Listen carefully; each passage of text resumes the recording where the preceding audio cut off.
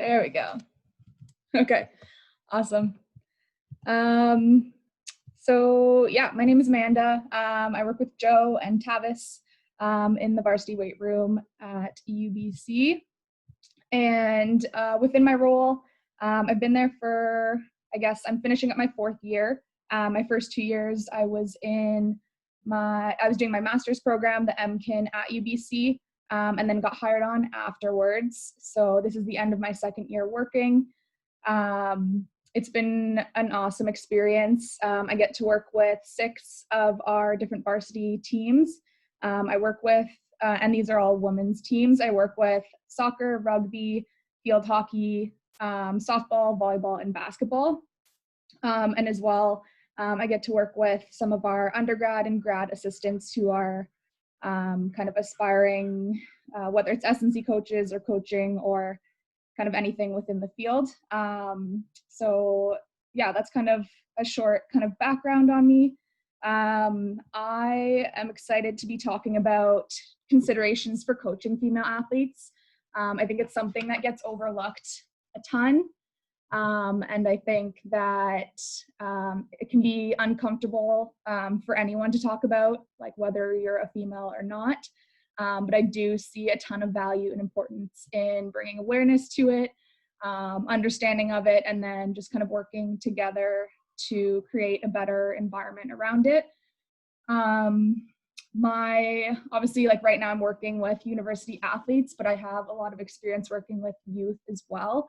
And I think all of this can apply kind of regardless of age, regardless of what sport you're playing, and regardless of what level. So yeah, hopefully there's a couple takeaways. I'm not going to get super heavy into the research. I'm going to try to give more of like a general broad overview of a bunch of different topics to hopefully start a bit of a conversation. But again, hopefully you have some takeaways, and yeah, I'm always happy to answer more questions afterwards. So yeah, here's just a quick overview. I'll spend a bit of time going over sex differences. Thank you, Katrina, for speaking on that, because I was going to hit on that as well. So hopefully now we understand the difference between gender and sex. So everything that I am referring to is the female sex, the biological aspects of being a female. And just like Katrina said, there's going to be variation within our female athletes. So think of this as like general concepts, and then obviously if you know the individual well, then you can make kind of specific decisions based off of that. And then after that, so I'll spend a bit of time here, not too much, and then after that I'm going to go into some female considerations. So things like puberty, menstrual cycle, that one's highlighted because I'm going to spend quite a bit of time there. A bit of contraceptives, pelvic floor health, breast health, self-esteem and body image, which was kind of cool that it just came up in the questions, because I'm going to talk on that a bit as well. And then finally, I'll spend a bit of time on injury risk and how we can kind of help there. So there we go. Okay, so just thinking of each individual that we're working with, there's going to be different factors that kind of make up that individual. So looking at their biological factors, psychological factors, and sociological factors. So again, just remember that first and foremost, we need to know the individual, get to know them, and apply these kind of concepts and strategies accordingly.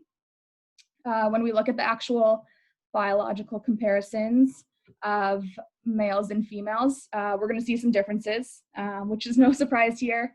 In general, us females are shorter, lighter, we've got a bit more fat mass, and a higher relative body fat percentage. This is due to a number of different reasons, which I'll get into a bit later.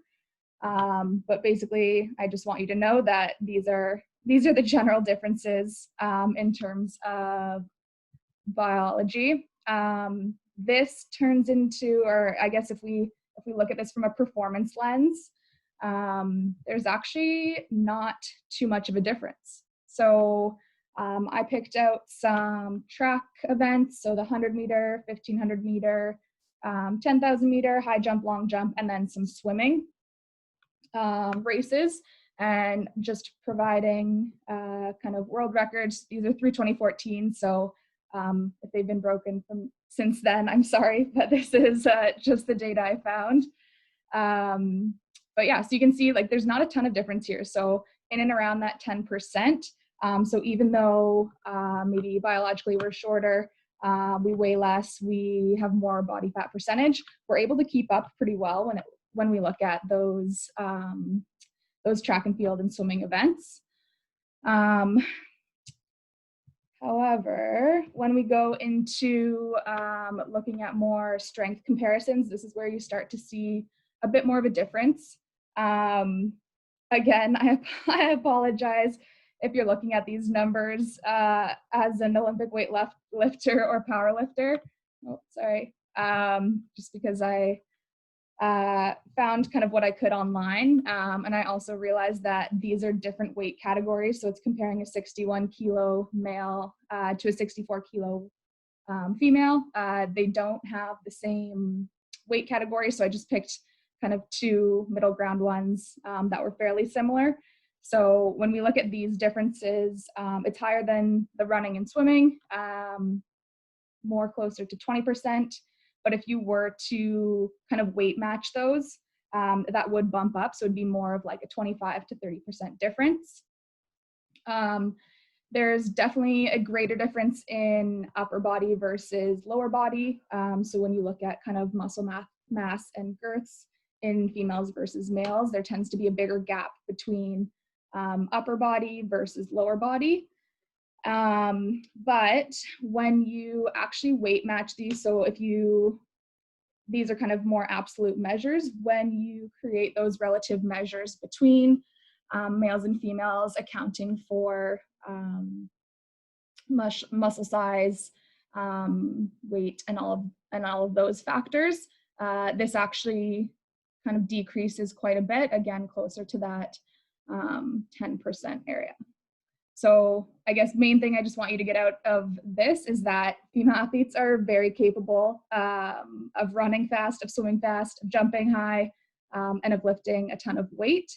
And there's kind of obviously other multifactorial reasons why maybe this surprises people, or this isn't super, I guess, like well recognized.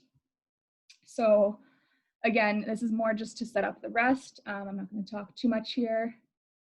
All right.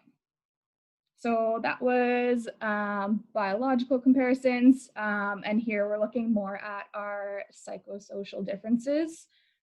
This is not my wheelhouse, but I do think it's important to highlight that if you look at kind of female and male brain chemistry and size and kind of structure and function, there are some differences there.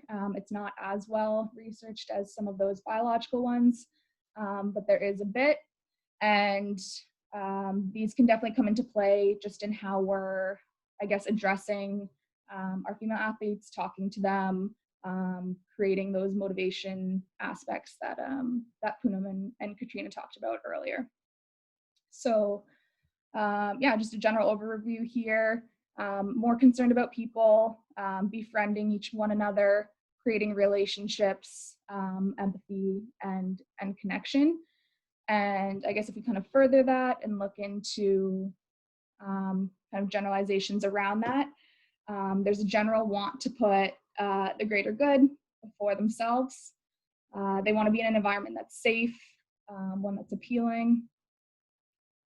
There is a bit more significance on how things and people look. Decision-making and risk assessment is going to be a little bit different. When you look at that stress response, that's kind of where the differentiation comes from. A tendency to take responsibility for everything, wanting to know what they're doing, why, how they can get better, those kind of things. relationships both within the team and outside of the team. So having kind of friends on the team, getting along with coaches and IST members, and also having a social kind of life and connection outside of the team. And then lastly, just looking at collaboration, kind of if you pit them against one another, you're probably not going to get a ton out of them versus if it's more of a teamwork kind of competition, you'll probably see a bit more positive results there. So again, these are pretty general.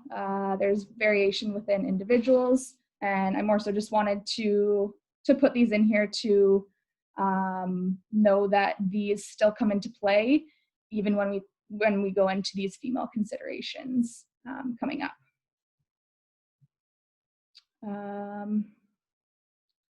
So yeah, just as a, I guess a general kind of final thoughts from this section. No, I don't think we need to train females differently. I think we can prescribe them the same kind of sets and reps and volume when it comes to running and jumping and strength training. But what we should probably look at a bit more is our approaches in how we interact with them and how we support them, because there are going to be some general differences there. And those are just some examples of them. Awesome. So yeah, I'm going into part 2 now. So this is more so on female considerations. Just a bit of a disclaimer. As I was kind of digging into some of the research here, I just realized how little there is, very underrepresented in sports science. And even of the kind of research I could find, there was a ton with just poor research designs and methods.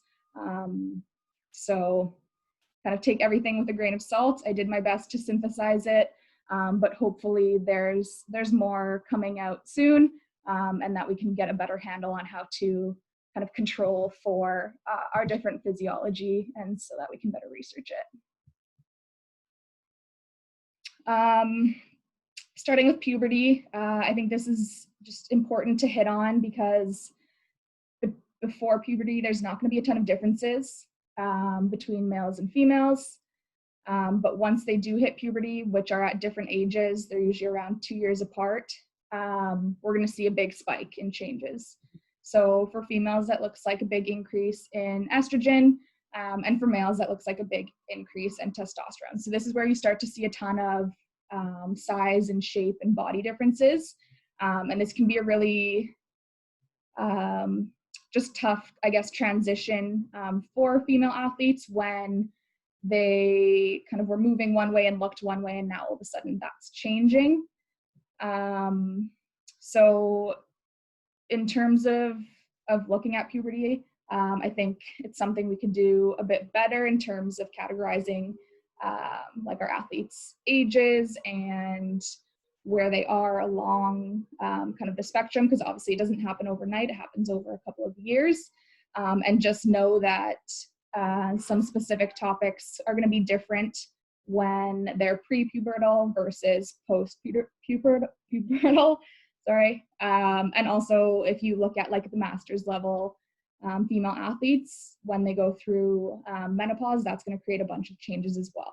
So just a need to understand that, know when it's happening, and know what some of the challenges are throughout that,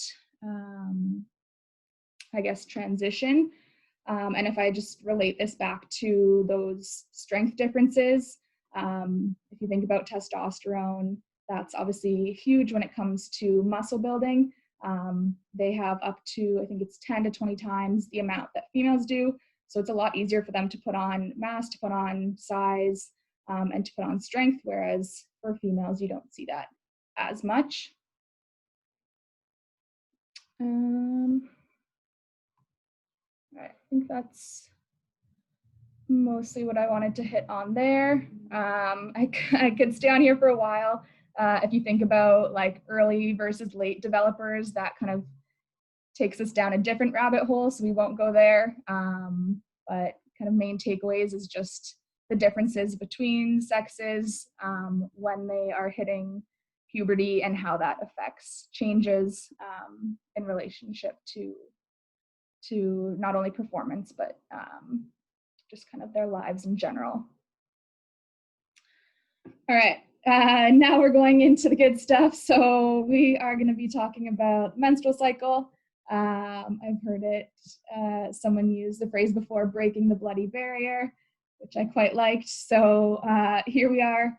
A lot of us probably haven't talked about this openly before, let alone with our athletes. And I think reasons for this, there's lots of different ones. These I would say are kind of the most common ones. It could be embarrassment from the coach, or it could be embarrassment from the athlete. So just not having a coach-athlete relationship where both feel comfortable bringing it up and talking about it. Another reason could be from the coach's perspective, they would assume that an athlete would come to them if it were a problem and would mention it to them. But obviously that's just not the case, especially younger athletes, and if there is not a great relationship between the two. Part of it could just be uncertainty. Is it necessary to talk about it? Is it suitable? Is it appropriate to even talk about it? There's lack of confidence or knowledge. Well, if I don't know a lot about it, then I don't want to bring it up because then they might ask a question that I don't have the answer to. And there's also that point at the bottom where you may have just never thought about it. It could have never crossed your mind. If you don't have a close female friend, if you're not a female, if you aren't having any of these problems or going through it yourself, then it could just be something that doesn't cross your mind.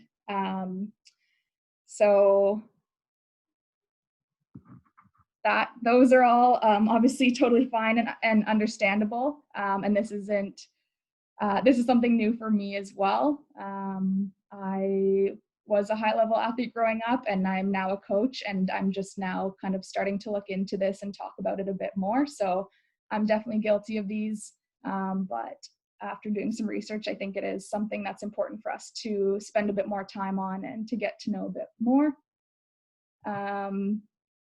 So here's kind of just menstrual cycle 101. I'm not going to go into a ton of depth. On average, it can be 21 days to 35 days long, works out to be about 9 to 12 menstrual cycles a month. Day 1, or I guess 0, would be the first day of menses, the first day of bleeding, and that can last anywhere from like 3 to 7 days, and that will also vary hugely between athletes. After that, or kind of until halfway through, is what we would call the follicular phase. So kind of thickening of the endometrium to get ready for ovulation. And then that luteal phase is that second half of the cycle, so getting ready for implantation. And if that doesn't occur, then that's when it starts all over again, back to day 0, the shedding of the lining. So as you can see, there's a ton of changes, both hormonally and as well like in the actual kind of endometrium itself. And so I'll talk about the kind of hormones a bit more in a second. But let's go into what I guess a healthy or normal menstrual cycle is. So kind of, I guess I already said, in general, 21 to 35 days long. A little bit of variation within there is fine. When we see more variation outside of that, it can be concerning. That 2 to 7 days of your flow. And if you think about it in terms of puberty, it is normal for athletes to get it a little bit later, but kind of in general, it should be something that's occurring between the ages of 10 and 15. So that would be kind of a healthy and normal one. Abnormal would be so not getting your period until you're older, having kind of any sort of amenorrhea, oligomenorrhea, or polymenorrhea. So those are different in terms of if you miss a couple, if you miss it for a long time, if you, or the opposite where you're getting it more frequently and more than normal.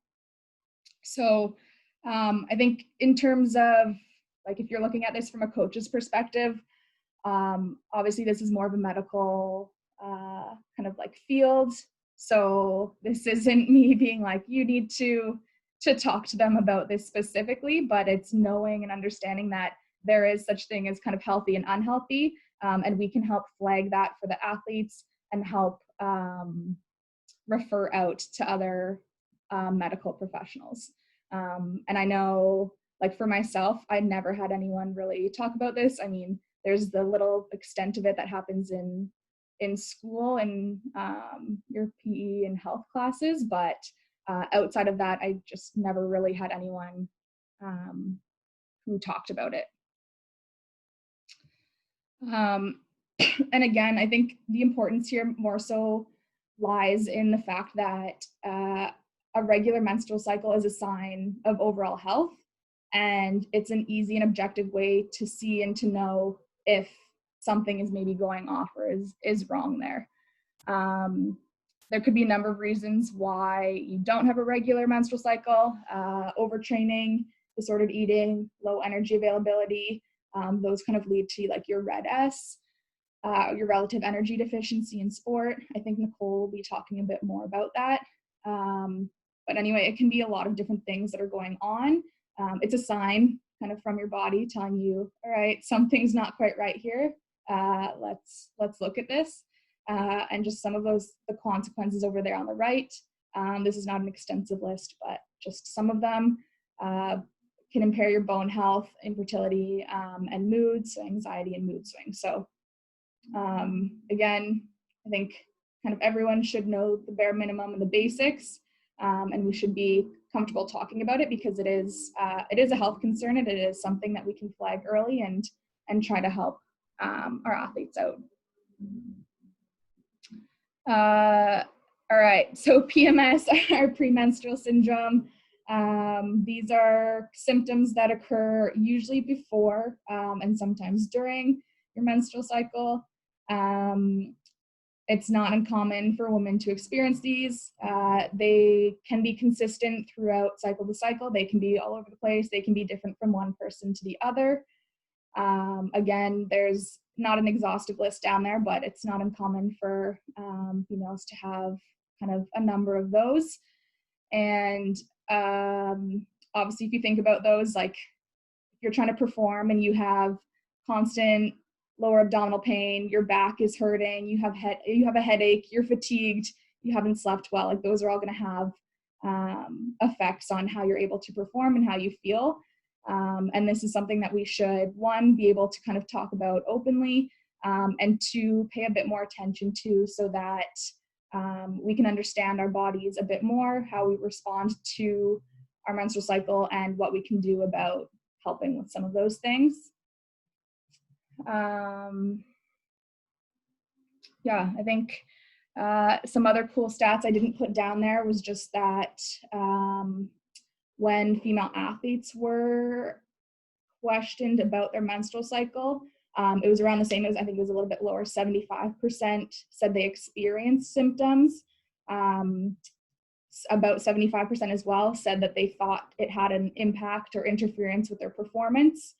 I think lower than, I think it was around 30% felt comfortable talking to their coach about it. So that means the rest did not. And then it was something crazy low, around like 10% had ever talked to a coach or a teacher or someone else about their menstrual cycle in terms of their kind of sport participation and performance. So again, this is more of a, here's some general info, and let's start talking about it a bit more. When we do talk about menstrual cycle, we do need to factor in that some people are going to be taking contraception. It's not just meant for birth control. It could be if someone doesn't have a regular cycle, if they have really bad PMS symptoms, or if they are iron deficient. So there's a number of reasons that someone would go on it, and there's also a number of different types that you can be on, and all of them have different ranges of the type of hormone, the percentage of hormone, the ratio, and all of those. And I just have a kind of infographic here to show that basically what I just talked about in those monthly changes in hormones that affect your mood and your kind of performance and those kind of things does not look the same for someone who is on contraception versus isn't. So again, it's not up to us to kind of tell an athlete or sway an athlete one way or the other. That's for them to talk to their doctor about. But it is important to know that some of these things aren't going to be the same or aren't going to be applicable to one versus the other.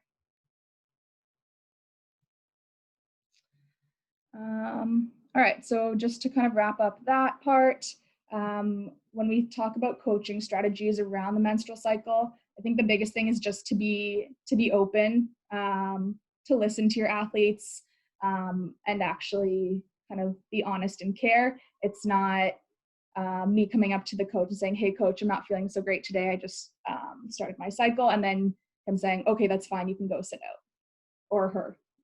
It goes both ways for sure. So yeah, creating a better kind of communication strategy around that, and also fostering that relationship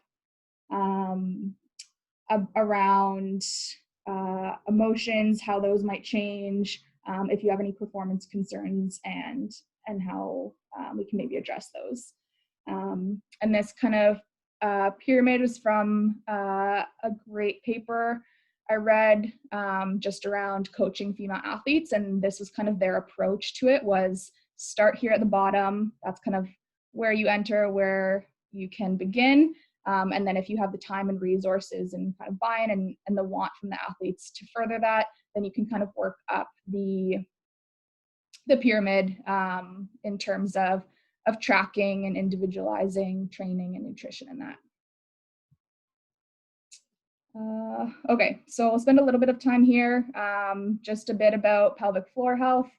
It's part of your deep core, helps stabilize your base, supports your pelvic organs, controls elimination. The reason I'm bringing it up is that it's often thought to be, I guess, only a concern or a problem for women who are childbearing, pre and post, and that's definitely not the case at all.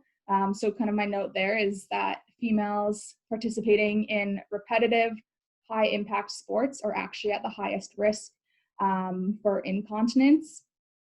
And they're also the most kind of underreported or underdiagnosed population as well. So just that bit of like fear and uncertainty around who do I talk to about this, and do I talk to someone about this?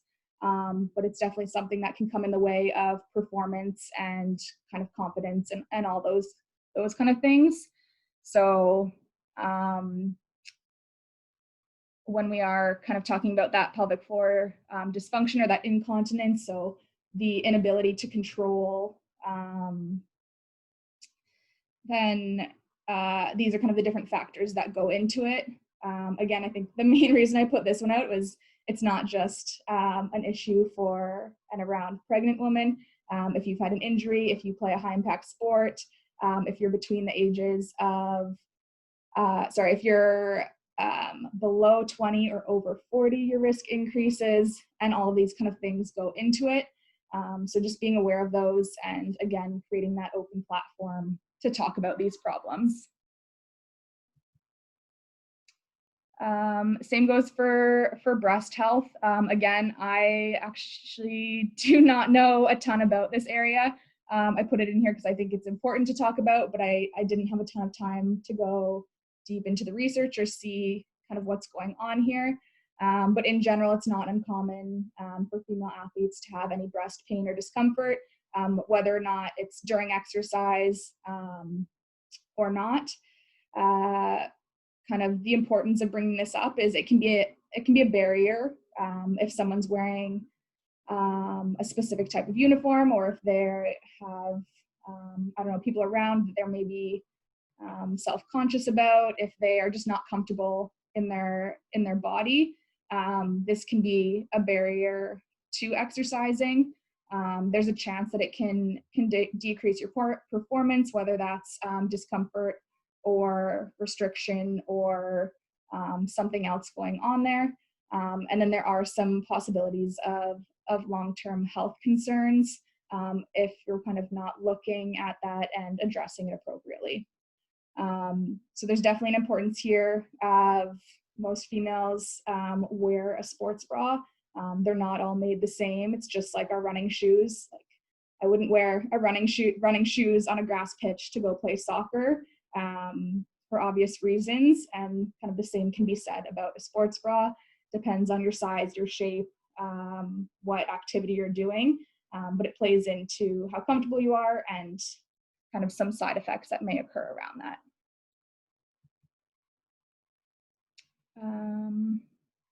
Okay, touched on this a little bit already. Again, not my wheelhouse, but I think it's worth just chatting about it. It plays into everything else that we've talked about. Yes, there's a more positive body image can be found in females who play sports, which is great. However, this effect isn't across the board and it's not for everyone. If you play in a sport that's more weight related or like weight category, or if you're wearing revealing clothing or uniform, that can play into this.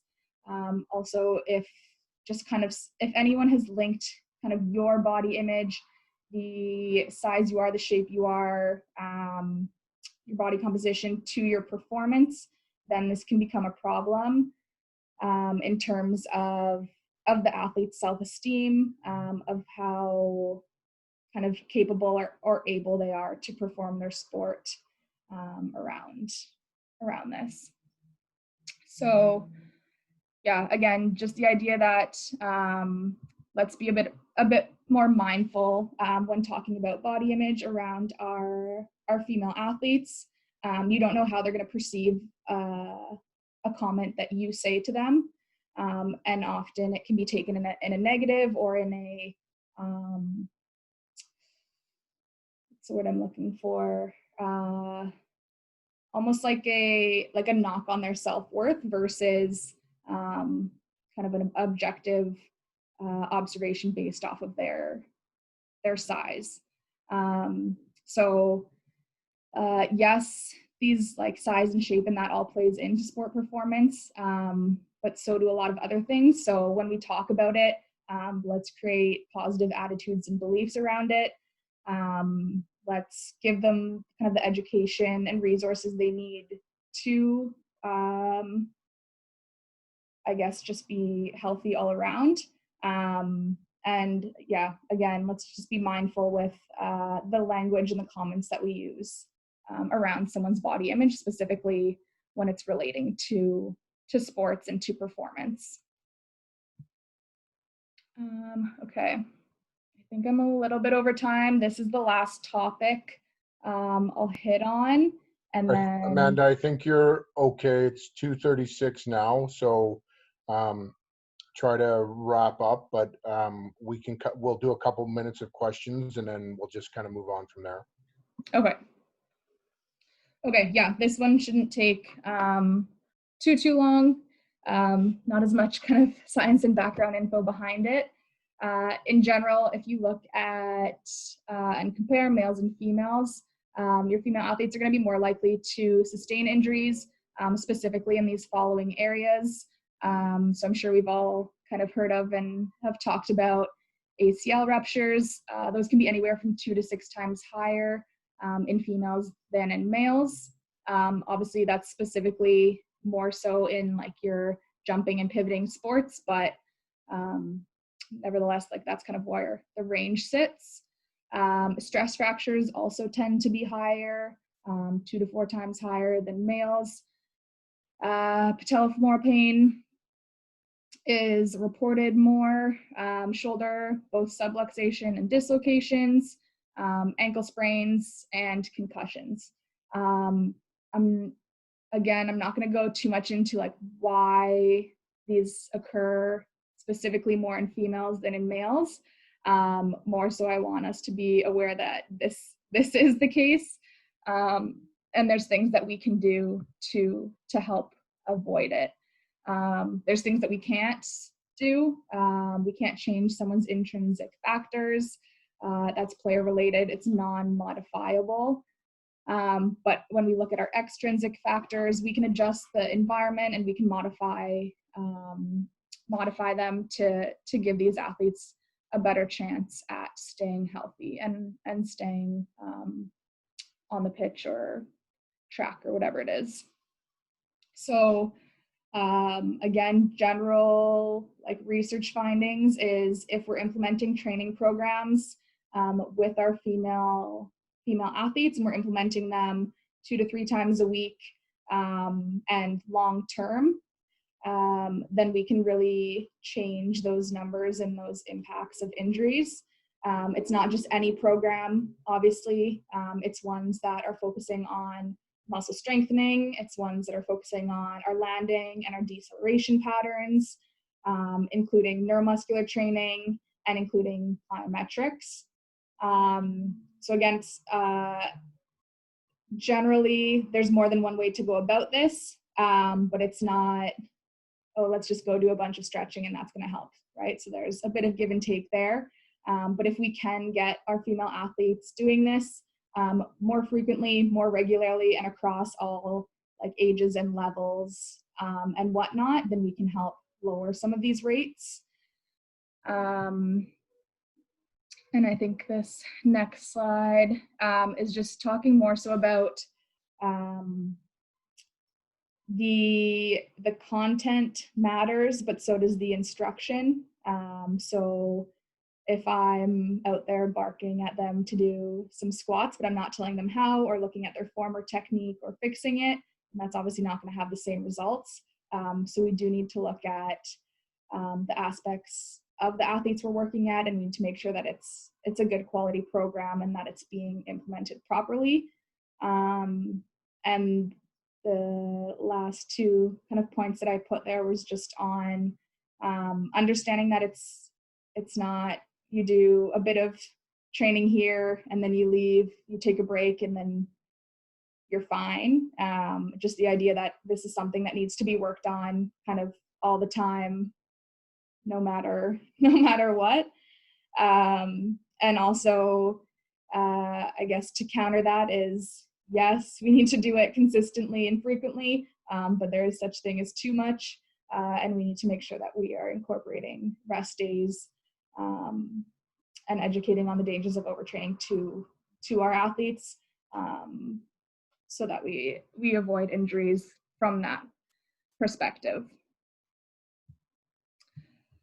Okay, that was a lot. Final thoughts. When we're coaching children, we shouldn't be treating them like mini adults. Just like when we're coaching women and females, we should not be treating them like small men. There's no such thing as one size fits all. And hopefully you had some takeaway points around female considerations and biological differences that will help you in your setting and will help your athletes kind of succeed, because they are just as capable and they have the potential to be so much more. And it's really too bad to see so many females dropping out of sport at such an early age, or to see them being ridden with kind of career-ending injuries that were very much preventable. So that's it for me. If you want to contact me, that's my email. Our kind of departments on Twitter, Instagram, and then I put some resources and kind of further reading if anyone's interested in that.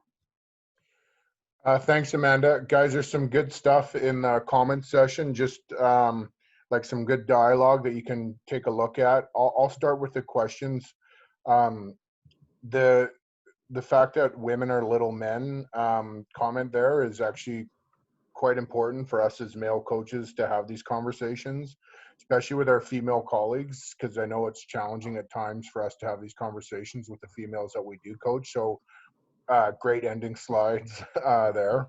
From Georgia, where do you stand on manipulating a training cycle to line up with an individual's menstrual cycle and take advantage of hormonal fluctuations?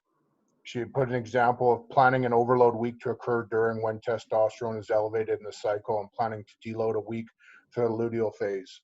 Do you think there's a way to make this work in team sports when you're programming for the masses? Hmm. So this is being done with specific clubs and teams.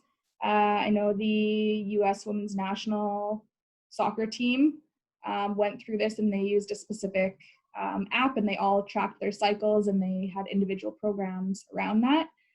So it is being done in some areas. After looking through some of the research, I'm not like 100% kind of on board with it, I guess, just because when you look at the actual like research methodology, let's say we saw 8 papers, there could have been differences of how we actually phased out the menstrual cycle. So in one paper, they chose 4 cycles. In another one, they chose 2. In another one, they chose 3. In another one, they self-reported where they were in their cycle versus actually taking blood samples to know where they are and what their hormone levels are.